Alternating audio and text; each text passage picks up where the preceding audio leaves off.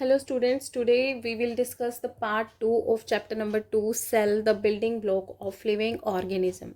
So first we have to discuss the cell interior. The cell interior consists of three basic parts: plasma membrane, or we can call it as cell membrane, cytoplasm and nucleus. And then we have to see these categories. First we have non-membrane bound organelles. Non-membrane bound organelles may we have ribosomes, centrosomes, and then we have single membrane bound organelles. In this we have ER, endoplasmic reticulum, Golgi bodies, Golgi apparatus, and lysosomes, and then we have vacuoles. Double membrane bound organelles में हमारे पास है nucleus, mitochondria, chloroplast. Chloroplast is a type of plastid. Next, we have to see prokaryotic cells and eukaryotic cells. Prokaryotic cells, you can remember this as P for like poor. In this type of cells, if we talk about the first aspect, which is nucleus is absent in this. DNA is present in nucleoid. So basically इसमें एक nucleoid region होता है जिसमें DNA present होता है, but इसमें एक well defined nucleus नहीं होता, वो एब्सेंट होता है. यूकैरियोटिक की बात करें तो इसमें वेल डिफाइंड न्यूक्लियस प्रेजेंट होता है. And next if we talk about chromosomes, इसमें प्रोकैरियोटिक में सिंगल क्रोमोसोम होते हैं. सिंगल क्रोमोसोम होता है. DNA is circular and naked. And then we have more than one chromosome in eukaryotic cells. If we talk about membrane bound cell organelles, membrane bound cell organelles नहीं होती इसमें prokaryotic में. You can simply remember this कि prokaryotic cells में membrane bound cell organelles absent होती हैं पूरे तरीके से. यूकैरियोटिक सेल्स में प्रेजेंट होती हैं. Okay, if we see the examples, prokaryotic के एग्जाम्पल्स हैं बैक्टीरिया, ब्लू ग्रीन एल्गे जिसको हम साइनोबैक्टीरिया भी कहते हैं. And then we have eukaryotic cells के example plants, animals and fungi. Okay, so you have to remember this. Prokaryotic में एक न्यूक्लियोइड रीजन होता है जिसमें DNA प्रेजेंट होता है. इसमें कोई वेल डिफाइंड न्यूक्लियस नहीं होता. क्रोमोसोम्स की बात करें तो इसमें एक सिंगल क्रोमोसोम होता है. मेम्ब्रेन बाउंड जितने भी सेल ऑर्गेनेल्स हमने अभी यहाँ पे देखे थे, मेम्ब्रेन बाउंड, ये सब नहीं होते इसमें. ओके, ये एब्सेंट होते हैं और ये भी एब्सेंट होते हैं. ओके, राइबोसोम्स होते हैं. Ribosomes non membrane bound, ribosomes are present in this. Ribosomes दोनों में होते हैं, प्रोकैरियोटिक में भी और यूकैरियोटिक में भी. ओके, एंड देन यूकैरियोटिक में मेम्ब्रेन बाउंड सेल ऑर्गेनेल्स सब प्रेजेंट होते हैं. एंड एग्जाम्पल्स हमने देख लिए. Prokaryotic example bacteria, blue green algae, and which is also known as cyanobacteria. And next we have prokaryotic bacterial cell. If we talk about this, we can see ribosomes over here. ribosomes है यहाँ पे, cytoplasm है यहाँ पे, ठीक है. And then यहाँ पर क्या है, न्यूक्लियोइड रीजन है. न्यूक्लियोइड रीजन है जहाँ पर ये DNA प्रेजेंट है. We have cell wall over here, we have plasma membrane. Okay, and then for the movement of this bacterial cell we have this structure which is called as flagella. ये basically movement में help करता है. सो जो हमने basic cell interior के 3 parts देखे थे, cell wall, plasma membrane and cytoplasm, these 3 are present. But जो हमने मेम्ब्रेन बाउंड सेल ऑर्गेनेल्स यहाँ पर रीड की थी, these endoplasmic reticulum, Golgi apparatus, lysosomes, vacuoles, nucleus, mitochondria, chloroplast, these are absent here. यहाँ पर ये आपको नहीं देखने को मिलेंगे. DNA will be there, तो एक न्यूक्लियोइड रीजन होगा जिसमें DNA ऐसे प्रेजेंट होगा. And this flagella it helps in movement. Okay, ribosomes are present in both prokaryotic and eukaryotic cells. And next we have nucleus. Nucleus, house of coded instructions. House of coded instructions. Double membrane bound. As we have already read कि double membrane bound organelles कौन कौन सी होती हैं? Nucleus, mitochondria, chloroplast, which is a type of plastid. Okay, so the first point is double membrane bound. And then इसका जो structure होता है, if you can see here, ये यहाँ पर ये पोर्स होते हैं, जिसको हम कहते हैं न्यूक्लियर पोर्स. ये जो पोर्स हैं यहाँ पर, ये क्या करते हैं? They allow transfer of materials between cytoplasm and nucleus. Because if this is a cell, ये सेल हो गई हमारी, ठीक है, ये न्यूक्लियस है, तो this portion is basically cytoplasm. Okay,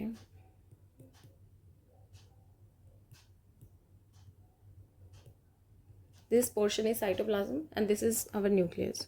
तो ये जो न्यूक्लियर पोर्स आपको दिख रहे हैं, यहाँ से मटेरियल का एक्सचेंज होगा between this nucleus and cytoplasm.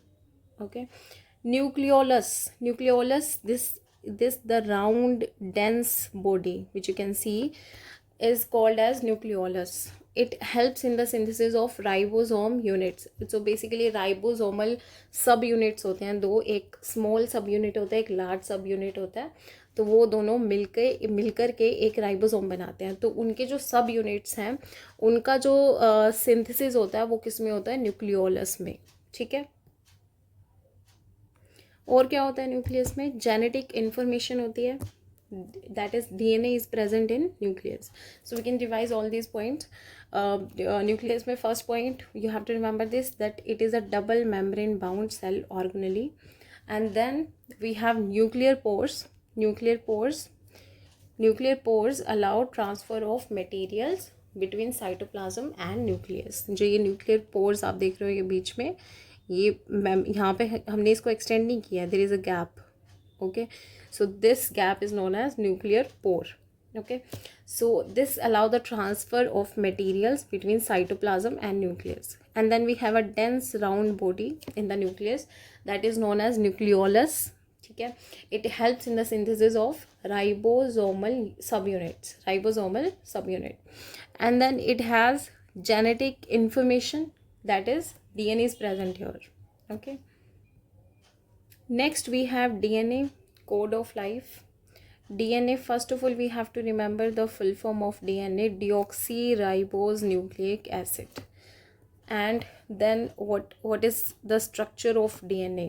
It is actually double stranded thread like structure.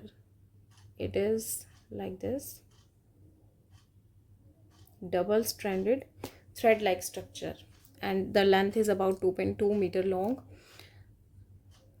This is about DNA. So it is a code of life. So you can see the structure over here.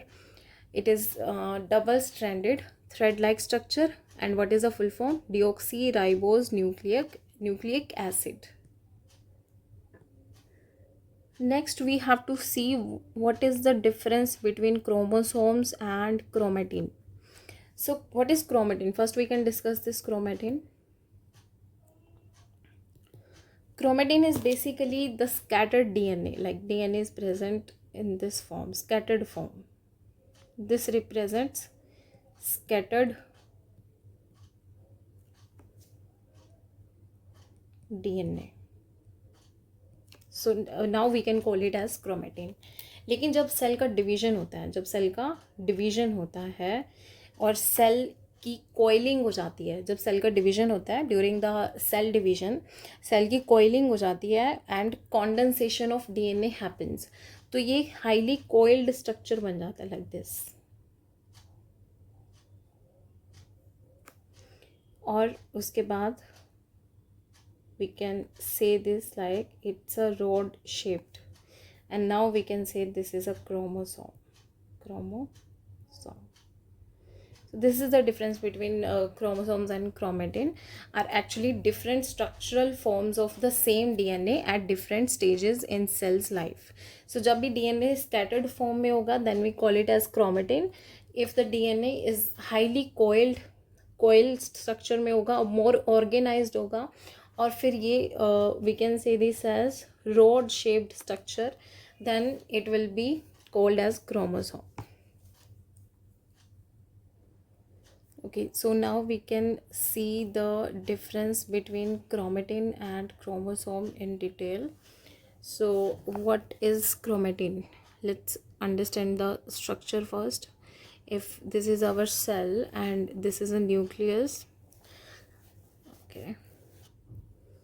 okay, so if this is our cell and this represents the nucleus, chromatin, if we discuss about chromatin, DNA will be present in this form, like the scattered form.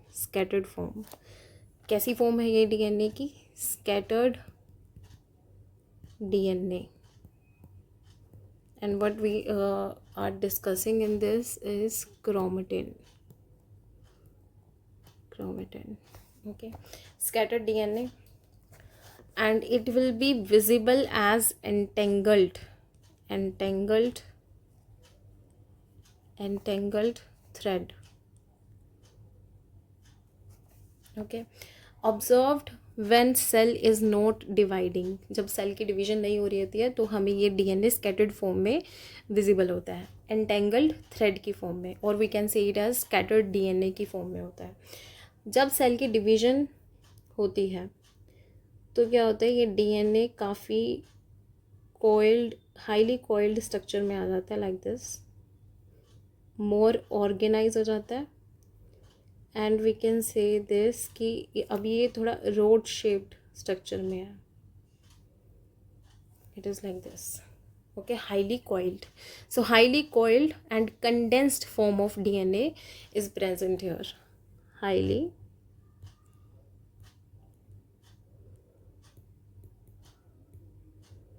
coiled and condensed form.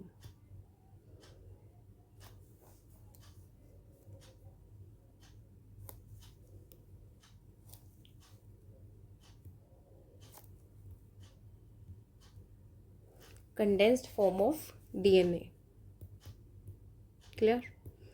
So highly coiled and condensed form of DNA, or you can say rod shaped,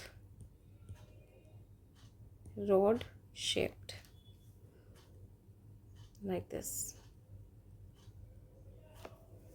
Okay, made of DNA, made up of DNA plus proteins, right? And it is observed during the cell division. Okay, next we have genes. So DNA हमने read कर लिया. DNA is basically double stranded thread like structure. Okay, so अब this DNA में एक particular जो segment होता है, specific segment, वहाँ के लिए particular हमारे पास genes होते हैं. जैसे कि this specific set will tell about the eye color, कि eye color कैसा होगा. Okay, and this type of this specific segment will tell us about different thing like height. Okay, so gene is a specific segment or part of DNA containing information for a particular character. जैसे कि ये particular आपका जो specific segment है, ये आपका height के बारे में बताएगा, ये eye color के बारे में बताएगा.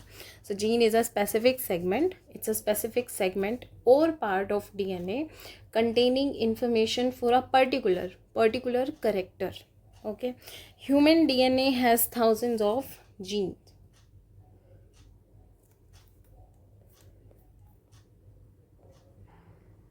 Okay, next we have done this chromatin and chromosomes. As we can see this again. Chromatin DNA देखो कैसे स्कैटर्ड फॉर्म में यहाँ पे प्रेजेंट है, और क्रोमोसोम में डीएनए कैसे प्रेजेंट है, कंडेंस्ड स्ट्रक्चर के फॉर्म में प्रेजेंट है.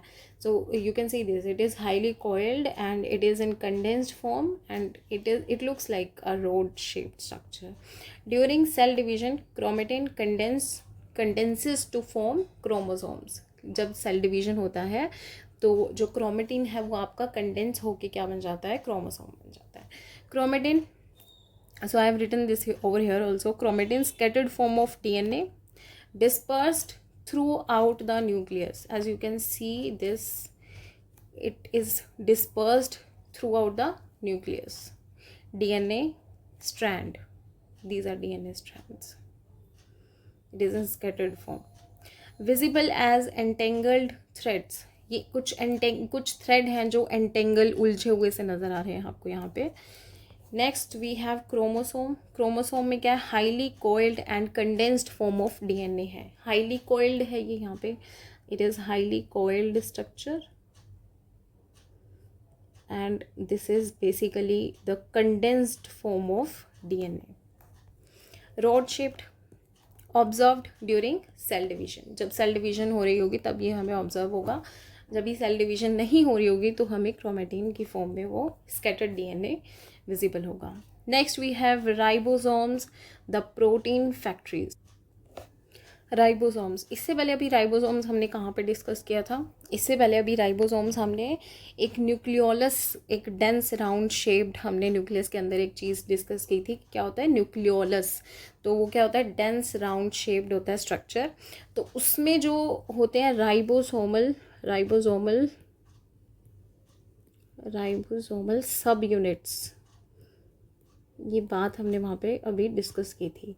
तो इनकी जो सिंथेसिस होती है, राइबोसोमल सब यूनिट्स की सिंथेसिस जो होती है वो कहाँ पर होती है, न्यूक्लियोलस में. ठीक है, लेकिन इनकी जो असेंबल जो ये होते हैं दो सब यूनिट्स, ये कहाँ पर होते हैं, इनके assembly it takes place in cytoplasm. Okay, so ribosomes the protein factories. So this is a site of protein synthesis. Protein form होते हैं यहाँ पे, प्रेजेंट इन साइटोप्लाज्म, ये फ्रीली प्रेजेंट होते हैं साइटोप्लाज्म में, और attach to ER endoplasmic reticulum. It is made up of two subunits.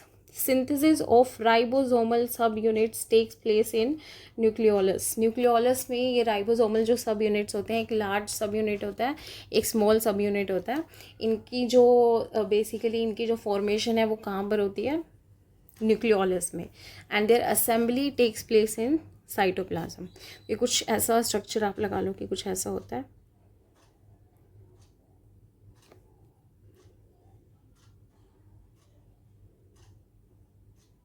एक स्मॉल सब यूनिट होता है, एक लार्ज सब यूनिट होता है. तो इनका सिंथेसिस होता है न्यूक्लियोलस में and their assembly takes place in cytoplasm. Next we have endoplasmic reticulum, the manufacturing factory. So the manufacturing factory,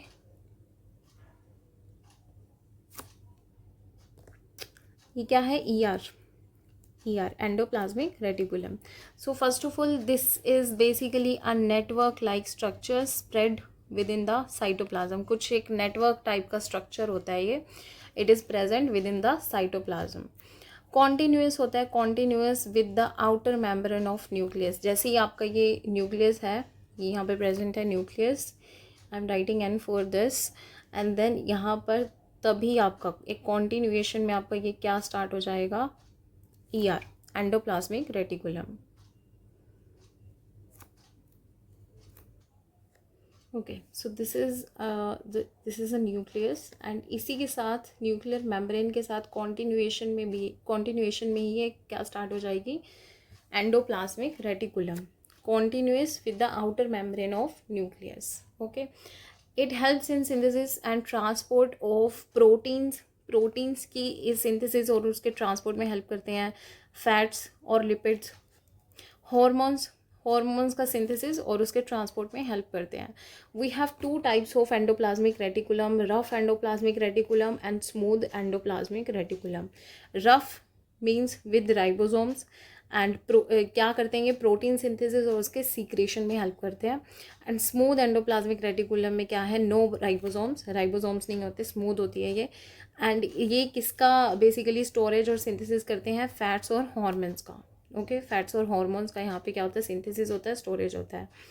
so if we see this figure, तो इसमें ये जो डॉट्स आपको यहाँ पे दिखाई दे रहे हैं, it represents ribosome, the presence of ribosomes. That is why they have written over here rough endoplasmic reticulum. There is a mistake in this. यहाँ पर it should be RER, rough endoplasmic reticulum. And this represents smooth endoplasmic reticulum because यहाँ पे कोई dots नहीं है, ribosomes नहीं है यहाँ पर. ठीक है, तो स्मूथ एंडोप्लाज्मिक रेटिकुलम पे कोई राइबोसोम्स नहीं होते, rough ref endoplasmic reticulum has ribosomes on it. और RER का फंक्शन है प्रोटीन को सिंथेसिस करवाना और उनका सिक्रेशन करवाना.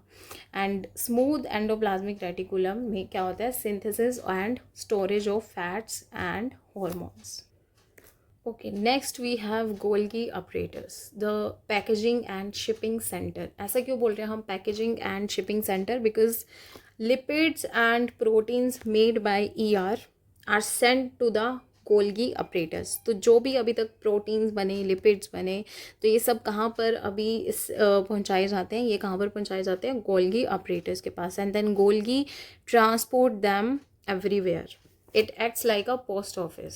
ये पोस्ट ऑफिस की तरह काम करते हैं बिकॉज प्रोटीन्स एंड लिपिड्स जो भी एंडोप्लाज्मिक रेटिकुलम ने बनाए हैं तो ये यहाँ पर सब भेजे जाते हैं गोल्गी अपरेटस में. एंड देन गोल्गी अपरेटस इसको आगे सब जगह ट्रांसपोर्ट करता है. सो it is involve in modification, sorting, packaging and transporting, and secretion of proteins and lipids.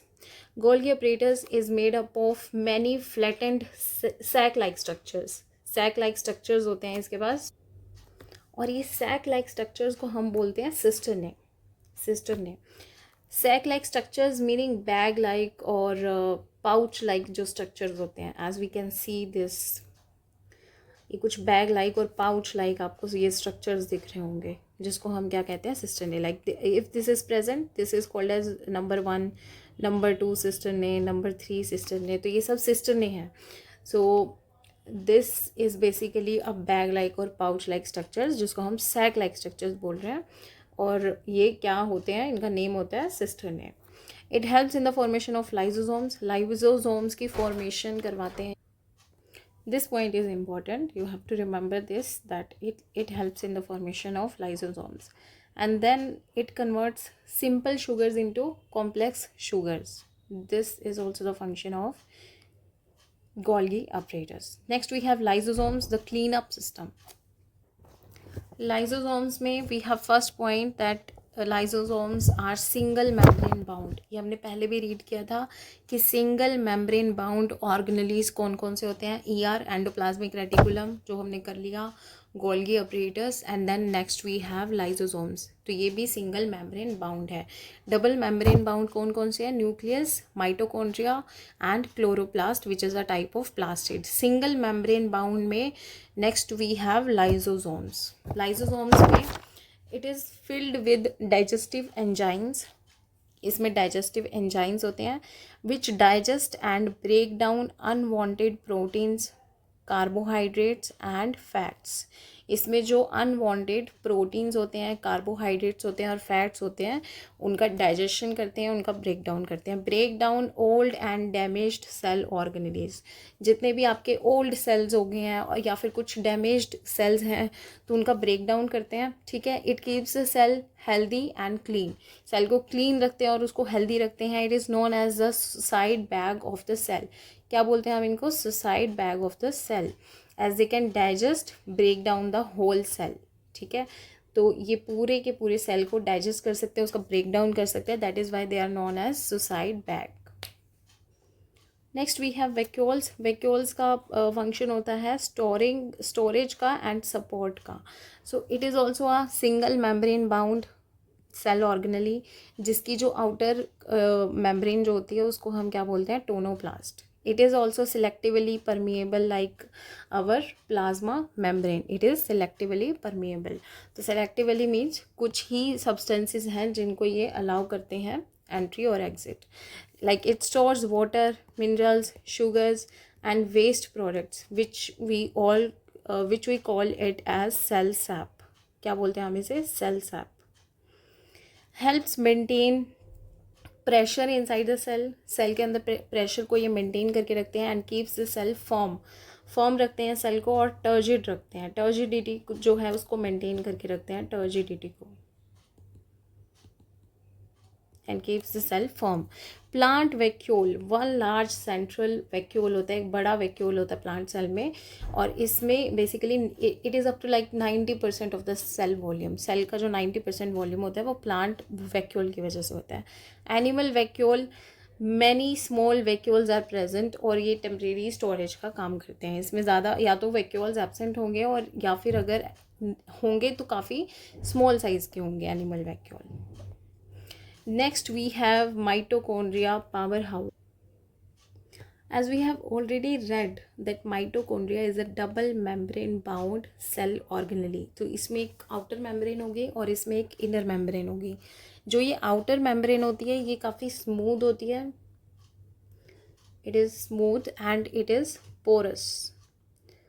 But then inside we have finger like projections. As you can see ये कुछ ऐसे यहाँ पे finger like projections होते हैं, जिसको अभी मैंने highlight किया है. ये कुछ ऐसे फिंगर लाइक प्रोजेक्शंस यहाँ पे प्रेजेंट होते हैं. इन फिंगर लाइक प्रोजेक्शंस को हम बोलते हैं cristae. So this is inner membrane. ये हमारी इनर मेम्ब्रेन होती है. ठीक है. जो कुछ फिंगर लाइक प्रोजेक्शन जैसे दिख. One more point that it produces energy needed by the cell. So it produces energy ATP needed by the cell. Okay, let's cover all these points one by one. First we have, the first point is produces energy needed by the cell. So mitochondria is basically the site. It acts as a primary site for cellular respiration. Cellular respiration. Mitochondria acts as the primary site for cellular respiration. जैसे कि ये glucose है, glucose इसका oxygen की presence में break down होगा तो यहाँ पर हमें क्या मिलता है, CO2, carbon dioxide, H2O and plus energy. Energy is in the form of ATP. This is cellular respiration. तो ये कहाँ पर होता है, माइटोकॉन्ड्रिया में होता है ये सेल्यूलर रेस्पायरेशन. ठीक है. तो यहाँ पे जो एनर्जी प्रोड्यूस होती है this is known as ATP. Adenosine triphosphate. This we have already discussed. Double membrane bound, outer membrane smooth and porous, inner membrane finger like projections होते हैं जिसको क्रिस्टे बोलते हैं हम. सेलुलर respiration का साइड है mitochondria. ATP is known as the energy currency of the cell. Cristae increases the surface area for cellular respiration. ये जो finger like projections होती हैं क्रिस्टे ये अपना surface area increase कर लेती हैं for cellular respiration, which directly results in higher ATP production. तो जितना ज़्यादा cellular respiration होगा तो ATP का production भी उतना ज़्यादा होगा. It contains its own DNA, RNA and ribosomes can make its own proteins. This you have to remember that it contains its own DNA, RNA, ribosomes so that it can make its own proteins. Okay, so next few topics, we are left with few topics, plastids, and then we have to discuss the types of plastids. So we will do this in our next part. Okay, so that's all for today's topic. We'll continue with the next topic tomorrow. Until then, goodbye and happy learning.